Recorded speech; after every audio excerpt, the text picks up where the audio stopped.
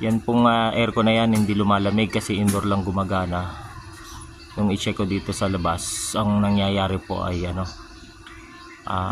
aandar saglit ang compressor, tapos biglang magti-trip, mawawala siya, mamamatay. So minsan po misconception po natin, kala natin sira yung compressor, pero nung mapansin ko na ang kanyang fan motor ay hindi umaandar, hindi umiikot yung fan.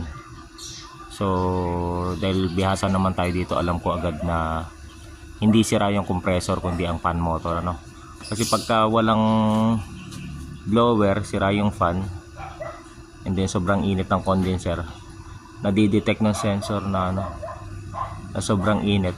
Ang mangyayari, para maiwasan ma-overheat yung compressor,